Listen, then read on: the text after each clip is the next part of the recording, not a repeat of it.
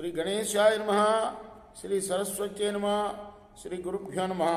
భక్తులారా, వ్యాసప్రోక్త భాగవత మహాపురాణం యథాతథంగా చెప్పుకున్నాం. ప్రతి శ్లోకం దాని అర్థం. ఇందులో భాగంగా నిన్నటి వరకు మనం 8 స్కందాలు పూర్తి చేసి 9వ స్కందాన్ని 67 భాగాలుగా చెప్పుకున్నాం. ఈ రోజున 68వ భాగాన్ని చెప్పుకునే ముందు వ్యాసవారిని ప్రార్థన చేసుకుందాం. వ్యాసాయ విష్ణురూపాయ వ్యాసరూపాయ విష్ణవే నమో వై బ్రహ్మనిధియే వాసిష్ఠాయ నమో నమః. ఆంజనేయం మహావీరం బ్రహ్మ విష్ణు శివాత్మకం తరుణార్క ప్రభం శాంతం ఆంజనేయం నమామ్యం. సదా నింబవృక్షస్య మూలాధివాసాత్ సుధాశ్రావిణం తిక్తమప్యప్రియంతం తరుం కల్పవృక్షాదికం సాధయంతం నమామీశ్వరం సద్గురుం సాయినాథం. శ్రీ శుక ఉవాచ వితతస్య సుతో మన్యుర్బృహత్క్షత్రో జయంతతః మహావీర్యో నరో గర్గః సంకృతిస్తు నరాత్మజః గురుశ్చ రంతిదేవస్య సుకృతి పాండునందన రంతిదేవస్య హి యస్య ఇహాముత్రా చ గీయతే. సుఖయోగిని అడుగుతున్నాడు. సుఖయోగి చెప్తున్నాడు పరీక్షణ్ మహారాజుకి, ఓ పరీక్షణ్ మహారాజా, వితథుడు ఆయన అసలు పేరు, భరద్వాజుడి పేరు. ఆయన యొక్క కొడుకు పేరు మన్యువు. ఆయనకు బృహక్షత్రుడు, జయుడు, మహావీర్యుడు, నరుడు, గర్గుడు అనే 5 కుమారులు పుట్టారు. నరుని తనయుడి పేరు సంకృతి. సంకృతి యొక్క పుత్రులు గురుడు, రంతిదేవుడు. వీరిద్దరిలో రంతిదేవుని కీర్తి ప్రతిష్టలు ఇహపర లోకాల్లో వాసికాంచాయి. వియత్యుక్తస్య దతతో లబ్ధం లబ్ధం బుభుక్షతః నిష్కించనస్య ధీరస్య సకుటుంబస్య సీదతః వ్యతీయురస్త చత్వారిం శతహాన్యపిప్పత కిల ఘృత పాయస సంయాగం తోయం ప్రాతరుపస్థితం. రంతిదేవుడు ఏదైతే దైవికంగా దొరుకుతుందో దాంతోటే జీవితం గడిపేవాడు. తనకు లభించిన వస్తువులను కూడా ఇతరులకు దానం చేస్తూ ఉండేవాడు. క్రమంగా అతడు ఏమి ధనం లేకుండా అయిపోయాడు రంతిదేవుడు. మరి నిర్ధనుడైన అతడు కుటుంబ సభ్యులతో సహా ఆకలి దప్పులతో బాధపడేవాడు. ధనాన్ని కూడబెట్టుకు కానీ ఇతరుల నుండి స్వీకరించడం కానీ చేసేవాడు కాదు. ఈ విధంగా ఒకసారి అతనికి వరుసగా 48 రోజులు నీరు కూడా లభించలే. ఆ మరుసటి ఉదయం ఆయనకి నెయ్యి, పాయసం, అన్నం లభించాయి, జలం కూడా లభించింది.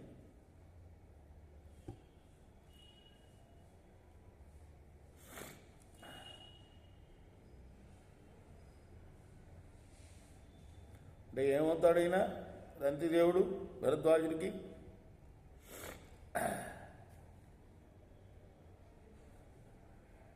ముదిమనవుడు అవుతాడు. కృచ్ఛ ప్రాప్త కుటుంబస్య క్షుత్రుభ్యాం జాతవేపథో అతిథిర్బ్రాహ్మణః కాలే భోక్తుకామస్య చాగమత్ తస్మై సంవ్యభజత్ సోర్ణం ఆదృత్య శ్రద్ధయాన్వితః హరిం సర్వత్ర సంపశ్యన్ సభూత్వా ప్రయయో ద్విజః ధాన్యో భోక్షమాణస్య విభక్తస్య మహీపతే విభక్తం వ్యభజత్ తస్మై వృషలాయ హరిం స్మరన్.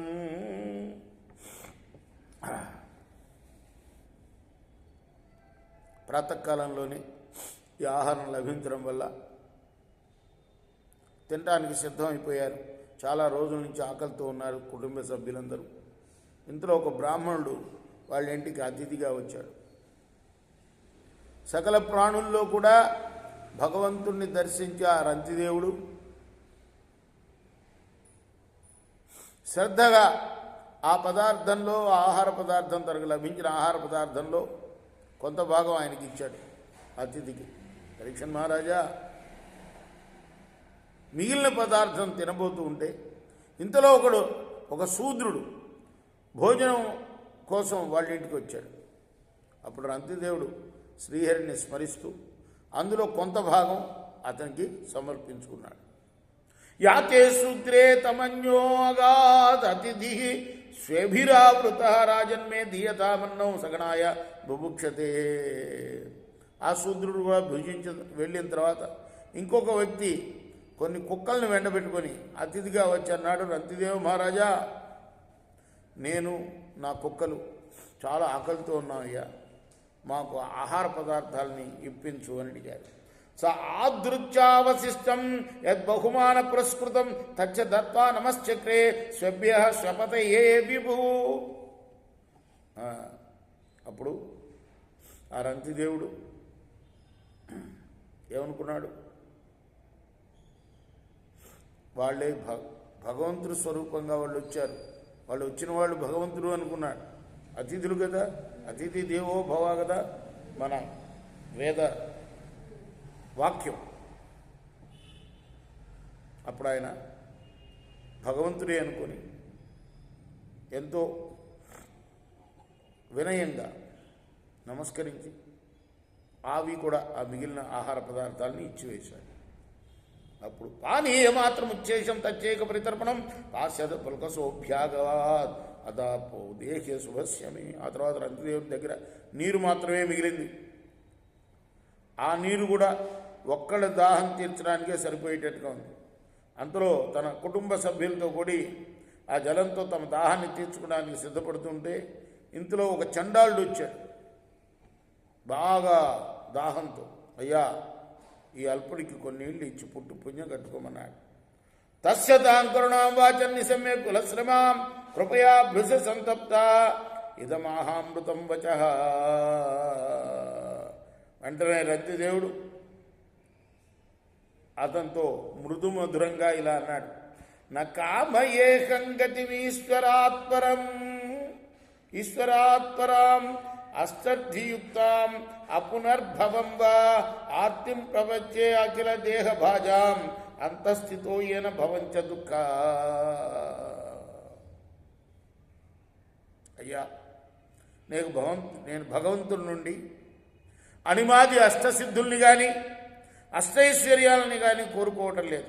అంతేకాదు బ్రహ్మ పదవి కానీ మోక్షం కూడా నేను కోరుకోవటం లేదు. సకల ప్రాణుల్ని నా ఆత్మస్వరూపుల్ని భావించి వారి దుఃఖాలని నేనే అనుభవించడానికి ఇష్టపడతాను. అందువల్ల వారు తమ దుఃఖాల నుండి దూరం అవుతారు. క్షుత్రుశ్రమో గాత్ర పరిశ్రమశ్చ దైన్యం క్లమః శోక విషాద మోహ సర్వే నివృత్త కృపణస్య జంతో జిజీవి షోర్జీవ జలార్పణాన్మే. తీవ్రమైన దాహంతో బాధపడుతున్న ఒక దీనుడికి జలం ఇవ్వటం వల్ల అతని ప్రాణాలు నిలబడతాయి. అప్పుడు నా ఆకలి దప్పుల బాధలు, శరీరం యొక్క పరిశ్రమలు, దైన్యం, అలసట, శోకం, విషాదం, మోహం అన్నీ తొలగిపోతాయి. అప్పుడు నేను హాయిగా ఉంటాను. ఇది ప్రభాష పానీయం ప్రేమాణ పిపాసయ పుల్కసాయ తదార్థీరో నిసర్గ కరుణో నృప. ఇది సమభావం అంటే. మనం శాస్త్రాల్లో అన్ని చోట ఇదే చెప్తారు, తనతో పోల్చుకోవాలి. ఇతరులకు బాధలు వస్తాయని, నీ బాధ తీరితే నా బాధ తీరినట్లే అని భావించి ఆయన మరి తను ప్రాణాలు పోయేటట్టున్నా కూడా తనకు మాలిన ధర్మం అంటారే, అది ఆ సామెత తప్పు. ఈ కథను బట్టి తన ప్రాణం పోతే పోయింది అని అతనికి, ఆ చండాలుడికి తన దగ్గర ఉన్న ఆ కాస్త నీరు ఇచ్చి దాహం తీర్చాడు. వీళ్ళందరూ ఎవరో కాదు, ఎవరు వచ్చిన వాళ్ళందరూ కూడాను తస్య త్రిభువనాధీశ, ముల్లోకాల్ని పరిపాలించేవాడు. ఫలదా ఫలమిచ్చిత ఆత్మానం దర్శయాం చక్రు మాయా విష్ణు వినిర్మిత. వీళ్ళందరూ వచ్చిన వాళ్ళందరూ కూడా, ఈ బ్రాహ్మణుడు, శూద్రుడు, చండాలుడు, వీళ్ళందరూ కూడా విష్ణు మాయా కల్పితులై వేరువేరు రూపంలో రంతిదేవుడికి అతడికి వచ్చిన వాళ్ళే. భక్తుల యొక్క మనోరథాలని ఈడ్చుతుండే బ్రహ్మ విష్ణు మహేశ్వరుడు ఆ మహారాజుని ఈ విధంగా పరీక్షించదలచి ఆయనకు సాక్షాత్కారం ఇచ్చారు. రేపు మనం 16వ శ్లోకం నుండి కొనసాగిద్దాం. 68వ భాగం 69వ భాగం చెప్పుకుందాం రేపు. కృష్ణార్పణమస్తు. సాయి కృష్ణార్పణమస్తు. స్వస్తి ప్రజాభ్య పరిపాలయంతాం న్యాయ మార్గేణ మహిషా గోబ్రాహ్మణేభ్య సుముస్త్రీత్యం లోకా సమస్తా సుఖినోంతు. శ్రీ సచ్చిదానంద సద్గురు సాయినాథ్ మహారాజ్ की जय. చేకోరా హారతి దిగో సద్గురునాథ దేవ సాయినాథ. పాంచభౌతిక తత్వములనే హారతులిత్తుమురా.